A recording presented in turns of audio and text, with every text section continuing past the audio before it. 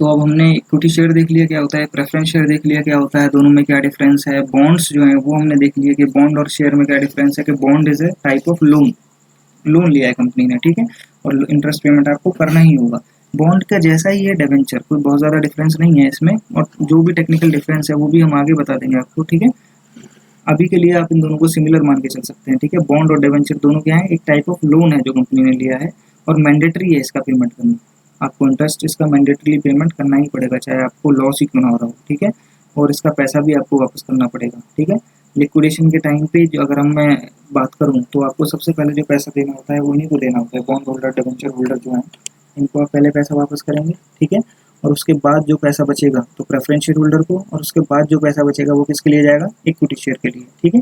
Similarly returns के time पे जब एनुअल प्रॉफिट्स जो भी आपको होते हैं, चाहे हों या ना हो, सबसे पहले जो इंटरेस्ट दिया जाएगा वो किसको दिया जाएगा, बॉन्ड होल्डर्स को, उसके बाद डिविडेंड दिया जाएगा प्रेफरेंस शेयर होल्डर को, और उसके बाद अगर कुछ बचा है वो बचा कुचा किसको मिलेगा, डिविडेंड इक्विटी शेयर होल्डर को, ठीक है जी। तो ऑर्डर ऑफ पेमेंट क्या हुआ, सबसे ऊपर है बॉन्ड होल्डर या डिबेंचर होल्डर, उसके बाद है प्रेफरेंस शेयर होल्डर्स, और उसके बाद क्या है लास्ट में इक्विटी शेयर होल्डर। ये तीन हमने पढ़ लिए हैं, तीन टाइप के फाइनेंशियल एसेट्स, थोड़ा थोड़ा इनका रिवीजन कर लिया है। इसके बाद जो चौथा आता है वो आता है कमर्शियल पेपर। कमर्शियल पेपर क्या होता है, आपने जरूर पढ़ा होगा मनी मार्केट, जब आपने पढ़ा होगा एफएमओ के अंदर, कि कमर्शियल पेपर जो है शॉर्ट टर्म फाइनेंशियल रिक्वायरमेंट्स को पूरा करने के लिए प्राइवेट कंपनीज इशू करती हैं, ठीक है। तो जैसे रिलायंस है, जियो है, एयरटेल है, ये जो प्राइवेट कंपनीज हैं, अगर इनको सपोज शॉर्ट टर्म में, शॉर्ट टर्म क्या होता है, मनी मार्केट, एक साल से कम की जब आपको रिक्वायरमेंट होती है, ठीक है। तो अगर आपको 6 महीने के लिए, 4 महीने के लिए वर्किंग कैपिटल की ज़रूरत है, थोड़ा कैश की ज़रूरत है, वर्किंग कैपिटल की ज़रूरत है, तो आप क्या करते हो, कमर्शियल पेपर आप इशू कर दोगे। Commercial paper is a type of security, जैसे शेयर है उसी तरह कमर्शियल पेपर है। दोनों में डिफरेंस क्या है, शेयर एक लॉन्ग टर्म के लिए है और ये एक शॉर्ट टर्म के लिए है, ठीक है। तो आपने कमर्शियल पेपर इशू कर दिया, उसके बदले जो पैसा है उससे आपने 2 महीने 4 महीने जो है काम चला लिया, और उसको आप विद इन 1 ईयर आप उसको क्या करोगे, रिडीम कर लोगे, यानी उसका जो है पैसा आप वापस कर दोगे और अपने कमर्शियल पेपर आप वापस ले लोगे, ठीक है। तो अगर आप एक इंडिविजुअल इन्वेस्टर हैं, ठीक है, और आपने किसी कंपनी का कमर्शियल पेपर खरीदा है, तो आपने कितने दिन के लिए, ड्यूरेशन के लिए खरीदा है, 2 महीने 4 महीने 6 महीने, या मैक्सिमम कितना, लेस देन 12 मंथ्स, ठीक है। और 12 महीने के अंदर अंदर आपको आपका पैसा वापस मिल जाएगा, ठीक है, और कंपनी अपने कमर्शियल पेपर आपसे वापस ले लेगी। समझ में आया। तो जैसे प्राइवेट कंपनीज को अगर शॉर्ट टर्म फंड्स की रिक्वायरमेंट है तो उन्होंने कमर्शियल पेपर इशू कर लिए, तो गवर्नमेंट को भी तो रिक्वायरमेंट हो सकती है शॉर्ट टर्म के लिए।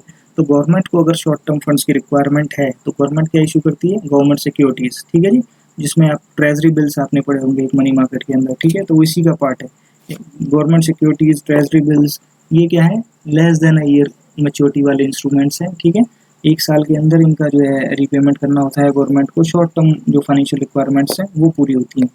अगर गवर्नमेंट को लंबे समय के लिए पैसा चाहिए, मोर देन ईयर अगर पैसा चाहिए, तो गवर्नमेंट क्या इशू करेगी, फिर गवर्नमेंट बॉन्ड, ठीक है, गवर्नमेंट बॉन्ड भी इशू कर सकती है, ठीक है। अगर शॉर्ट टर्म के लिए पैसा चाहिए लेस देन ईयर, तो आप गवर्नमेंट सिक्योरिटी इशू कर देगी, जैसे ट्रेजरी बिल। अगर एक साल से ज़्यादा ड्यूरेशन के लिए पैसा चाहिए, लॉन्ग टर्म फंड्स की रिक्वायरमेंट है, तो गवर्नमेंट क्या इशू करेगी, गवर्नमेंट बॉन्ड, ठीक है। अगला जो फाइनेंशियल एसेट आता है वो आता है फिक्स डिपॉजिट, एफडी, जिसको आप कहते हो बैंक में, पोस्ट ऑफिस में एफडी खुलवाते हैं लोग, सुना होगा आपने, अपने घर में भी खुलवा रखी होगी कई लोगों ने आपके ने। तो एफडी क्या होता है, सेफ एसेट होता है। जो पहली चीज़ जो मेरे दिमाग में आती है जब मैं एफडी का नाम लेता हूँ, बैंक का पैसा है, बैंक में रखा है, ठीक है, तो एक सेफ एसेट होती है, ठीक है। लेकिन इसका एक नुकसान भी है, ठीक है, जितना आप सेफ एसेट की तरफ जाओगे आपका रिटर्न जो है उतना ही कम होता जाएगा, ठीक है। तो अगर आप बैंक में रख रहे हो, एक तो लॉक इन पीरियड है, ठीक है, 1 साल 2 साल जितना ड्यूरेशन का आपने खुलवाया वो लॉक हो गया पैसा उतने दौरान के लिए। दूसरा, उस पर जो रिटर्न आपको मिलता है वो कैपिटल मार्केट के जो रिटर्न्स हैं, अगर आप उनसे आप कंपेयर करोगे तो वो काफ़ी कम होगा, ठीक है। तो एफडी जहाँ आपका सेफ्टी को बढ़ा रहा है लेकिन उतना रिटर्न भी आपके कम हो रहे हैं, ठीक है। अगला आता है savings bank account. Savings bank account आप सभी का खुला होगा, ठीक है। कि सेविंग्स बैंक अकाउंट में जो पैसा है उसको भी हम एक फाइनेंशियल एसेट काउंट करते हैं, ठीक है। लेकिन इसका अच्छा फ़ायदा क्या है इसका, कि सबसे ज़्यादा लिक्विड एसेट्स में आता है कैश की। अगर मैं बात करूँ, सबसे ज़्यादा लिक्विड है कैश, और सेकंड नंबर पर मैं बात करूँ तो वो सेविंग्स बैंक अकाउंट को आप ले सकते हो, ठीक है, क्योंकि आपके पास अब एटीएम है, डिजिटल पेमेंट ऑप्शंस हैं, ठीक है। So it is well equivalent to cash, ठीक है, कैश के बराबर ही है लगभग, ऑलमोस्ट, थोड़ा ही पीछे है कैश से, ठीक है। तो सेविंग्स बैंक अकाउंट इतना ज़्यादा लिक्विडिटी आपको प्रोवाइड करता है, लेकिन इसका एक नुकसान क्या है कि लोएस्ट इंटरेस्ट रेट जो सेविंग्स बैंक पे आपको मिलता है वो लोएस्ट इंटरेस्ट रेट है, 3% 4%, केवल इतना ही आपको जो है उस पर ब्याज मिलता है, रिटर्न मिलता है, ठीक है। तो अगेन जैसे जैसे मैं आपको बता रहा हूँ कि जैसे जैसे आप सेफ्टी की तरफ जा रहे हो आपका रिटर्न जो है वो कम होता जाता है। और जैसे जैसे आप ज़्यादा रिस्क लेते हो आपका रिटर्न जो है बढ़ता जाता है, ठीक है। इसके बाद म्यूचुअल फंड आपने पढ़े होंगे एफएमओ के अंदर। म्यूचुअल फंड क्या है? म्यूचुअल फंड इज डायरेक्ट जो मोड ऑफ इन्वेस्टमेंट है, दो तरह के हो सकते हैं, डायरेक्ट और इनडायरेक्ट। तो mutual fund is a indirect method of investing in the capital markets, ठीक है। देखिए जो थर्ड पॉइंट है यहाँ पर शेयर वर्सेस बॉन्ड हम पढ़ चुके हैं, इक्विटी शेयर और प्रेफरेंस शेयर हम पढ़ चुके हैं, और जो थर्ड पॉइंट है हमारा डायरेक्ट इन्वेस्टिंग और इनडायरेक्ट इन्वेस्टिंग, कि भाई कैपिटल मार्केट में अगर आपको पैसा इन्वेस्ट करना है तो उसके दो तरीके हो सकते हैं। या तो आपको नॉलेज है, आप वेल इक्विप्ड हैं, आप एक्सपर्ट हैं, फाइनेंशियल जो नॉलेज है, स्टॉक मार्केट है, कैसे ऊपर जाता है कैसे नीचे जाता है, किस कंपनी को आपको निवेश करना चाहिए किस में नहीं करना चाहिए, अगर आप इतना सारा एनालिसिस खुद कर सकते हैं तो आप जाइए डायरेक्ट, खुद जाइए मार्केट में, शेयर्स में बॉन्ड्स में इन्वेस्ट करिए। लेकिन अगर आपको इतना नॉलेज नहीं है, ठीक है, लेकिन आप ज़्यादा रिटर्न के लिए मार्केट में निवेश करना चाहते हैं, लेकिन टेंशन से बचना चाहते हैं कि भाई मुझे डेली डेली अपना जो है किसको बेचूं किसको खरीदूं इस बचड़े में नहीं पड़ना, तो आप क्या कर सकते हैं, इनडायरेक्टली इन्वेस्ट कर सकते हैं मार्केट में। इनडायरेक्टली आप कैसे करते हो? म्यूचुअल फंड्स के थ्रू, ठीक है। म्यूचुअल फंड में क्या होता है कि आप डायरेक्टली मार्केट में निवेश नहीं कर रहे, आपने अपना पैसा एक म्यूचुअल फंड को दे दिया। म्यूचुअल फंड क्या है? कंपनी है, वो आप जैसे बहुत सारे लोगों से पैसा लेगी, उसको इकट्ठा करेगी, जिसको हम इंग्लिश में टर्म यूज करते हैं पूल या कॉर्पस, POOL पूल या कॉर्पस। कॉर्पस माने उसको ढेर उसने जो है इकट्ठा किया, 100 लोगों से सपोज उसने पैसा इकट्ठा कर लिया, और उस 100 लोगों से जो पैसा इकट्ठा किया है, जो कॉर्पस उसने इकट्ठा किया है, अब वो उसको फर्दर जो है कैपिटल मार्केट में लगाएंगे, ठीक है। तो म्यूचुअल फंड कंपनी क्या करती है, वो एम्प्लॉयज़ जो होते हैं उसके, वो टेक्निकली एक्सपर्ट्स होते हैं, इन्वेस्टमेंट बैंकर्स होते हैं, फाइनेंशियल एक्सपर्ट्स वो हायर करती है, ठीक है, इसी पर्पज़ के लिए।